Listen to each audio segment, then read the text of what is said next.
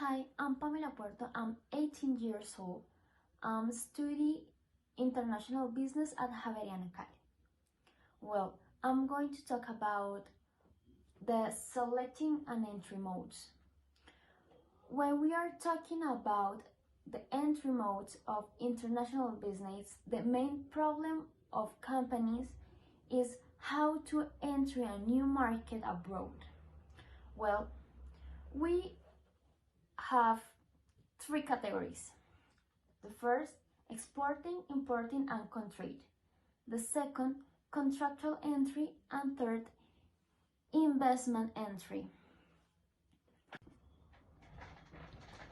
Okay, importing, exporting, and country. Importing for two main reasons. First, the company often imports products in order to less expensive goods, or the other reason it's for available on it's the good is for unavailable in a domestic market. Exporting is when the international market present the opportunities to increase sales and in turn profits. And contrary, it's when the cash transaction with the other country and the other company in the other country, it's not viable because the importing is sourcing decision for most firms. Okay, why companies exports? First, to expand the sales when the market it's saturated.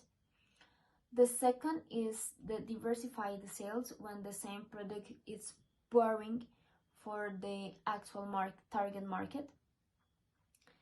And third, it's for to gain international business experience for a small companies.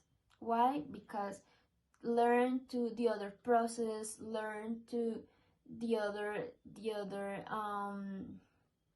public relations, and in the other countries is better for the experience of the small companies, increase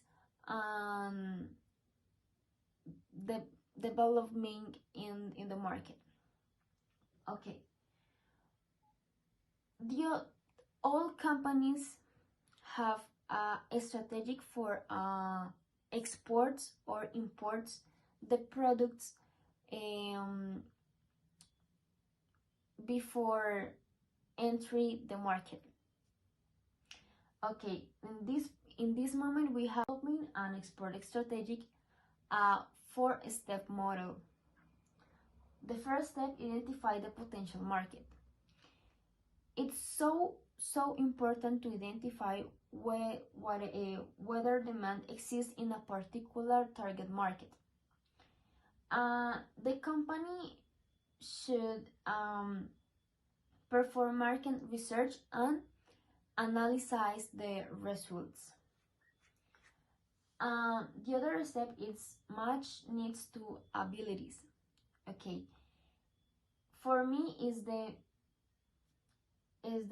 most important step. Why? Because it's the relation for my company and the potential for my potential market. Match needs to abilities is determined where the company is capable of satisfy the demands of buyers. The third step is initiated meetings. For example, the buyers, the public relation is so important. The distributors of buyers. Third, the third step is initiated meetings. For example, the buyers, the public relations is so important. The distributors, with the local market, it's so important to good relations with the other companies, with the people help my company to satisfy the needs of market.